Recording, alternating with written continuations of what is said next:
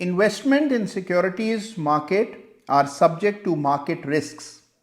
Read all the related documents carefully before investing.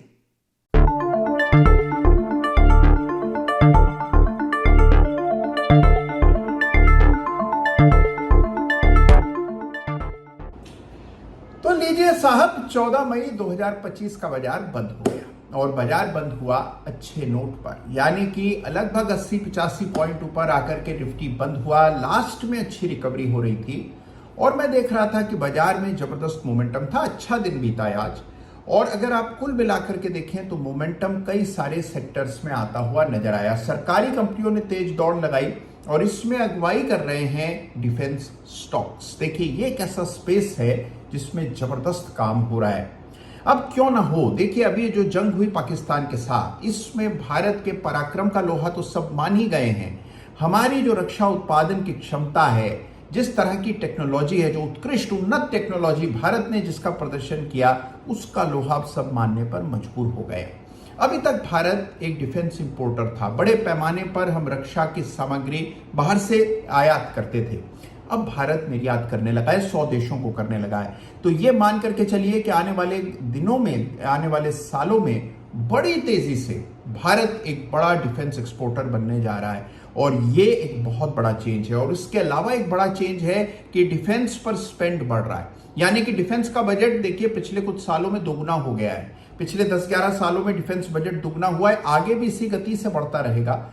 और अगर defence का स्पेंड बढ़ा तो जाहिर सी बात है कि उसमें अपनी घरेलू कंपनियों को भी बड़ा उसका हिस्सा मिलने वाला है। और यही इस सरकार की नीति रही है कि जो घरेलू कंपनियां हैं, जो हमारी डोमेस्टिक प्रोड्यूसर्स हैं, उनको जगह मिले। तो आप देखेंगे आने वाले समय में जो डिफेंस का क्षेत्र है जबरदस्त काम करेगा। तो आज मैं चार्ट्स देख रहा था, सभी डिफेंस कंपनियों में जबरदस्त मोमेंटम बन रहा है। और इसमें विशेष है ये जो युद्धपोत बनाने वाली कंपनियां, शिप बिल्डिंग की जो कंपनियां हैं। देखिए, अभी पूरे दुनिया के जो शिप बिल्डिंग है उसमें भारत का कोई हिस्सा होगा 1%।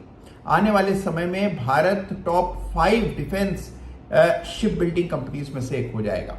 और अगर ऐसा होता है तो देखिए, जो मझगांव डॉक है, गार्डन रीच शिप बिल्डर है, कोचीन शिपयार्ड जैसी कंपनीज हैं, इनका भविष्य बदल जाएगा। अभी भी भविष्य बहुत उज्जवल है। आप देखिए, इतनी बड़ी ऑर्डर बुक्स हैं, जबरदस्त चार्ट्स पर ब्रेकआउट्स हो रहे हैं। तो अगर आप कल के लिए तैयारी कर रहे हैं तो आपको इन सेक्टर्स को जरूर देखना है। देखिए, जो नई सीरीज आज मैं शुरू करने जा रहा हूं, इसका नाम है कल का बाजार मौके हजार। आप जब भी स्कूल कॉलेज में पढ़ते थे तो हमेशा पिछले दिन अगले दिन की तैयारी करके चलते थे। इम्तिहान के दिन आप तैयारी करने नहीं बैठते थे, पहले से तैयारी करके आते थे। जो लोग ट्रेडिंग करते हैं, निवेश करते हैं, वो यही गलती कर बैठते हैं। जब बाजार खुलता है 9:15 बजे, लाट साहब की तरह बाजार में आते हैं और सोचते हैं कि बाजार से पैसा निकाल करके ले जाएंगे। अगर बाजार में टिकना है, पैसा कमाना है, तो पिछले दिन आपको मेहनत करके आना होगा, और पिछले दिन आप होमवर्क ठीक से कर पाए, इसीलिए ये सीरीज मैंने शुरू की है। इस सीरीज का नाम है कल का बाजार मौके हजार। देखिए, किसी भी नए काम की शुरुआत बिना बड़ों के आशीर्वाद और बिना अपनों के साथ के नहीं हो सकती। तो देखिए, अभी तक जो कुछ भी मैंने किया है उसमें आप लोगों का भरपूर आशीष, प्रेम, साथ मुझे मिला है। इस सीरीज में भी आप मुझे पूरी तरह सहयोग करेंगे, इसका अटल विश्वास है मुझे। तो यह है नई सीरीज जिसका नाम है कल का बाजार मौके हजार, और इसमें हर दिन प्रतिदिन हम लोग मिलेंगे, बात करेंगे बाजार की, और समझेंगे कि बाजार देख करके क्या कह रहे हैं चार्ट्स, क्योंकि चार्ट्स तो कुछ ना कुछ कहते ही रहते हैं। बस सुनने की कला आप में होनी चाहिए।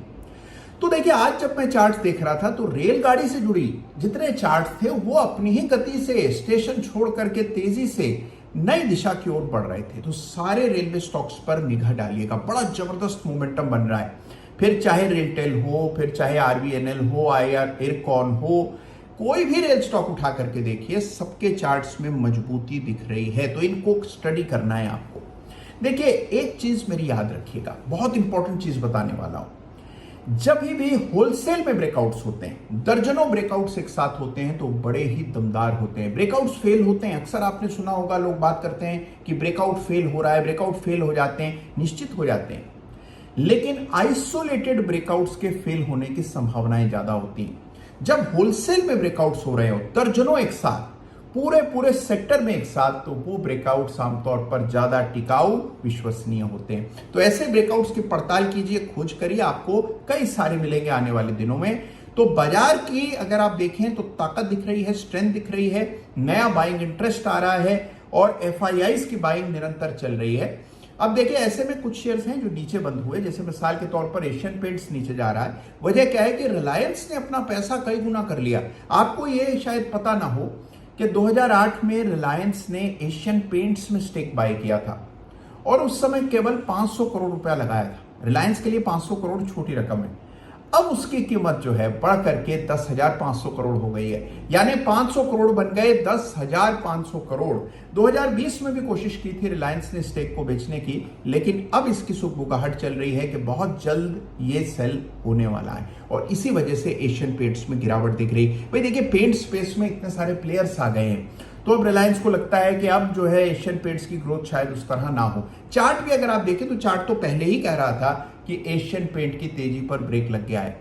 तो देखिए चार्ट्स देखेंगे तो सब कुछ आपको पहले पता होगा, बेहतर पता होगा, आपका दृष्टिकोण बदल जाएगा और आपका दृष्टिकोण बदले और आपके रिटर्न्स और रिजल्ट्स भी बदलें, इसीलिए ये सीरीज मैंने शुरू की है। तो कैसा लगा आपको ये मेरा नया प्रयोग, मुझे जरूर बताइएगा। भाई आपके इंकरेजमेंट से ही सब कुछ संभव है, तो अगर आप सही लिखेंगे, अपना फीडबैक देंगे, तो धीरे धीरे करके इस सीरीज से भी आपको बहुत फायदा होने वाला है। तो यह है कल का बाजार मौके हजार, लेकिन उसके लिए मेहनत करनी है आज, और आज की मेहनत से ही कल बेहतर होगा। धन्यवाद आपका। जय हिंद, जय भारत।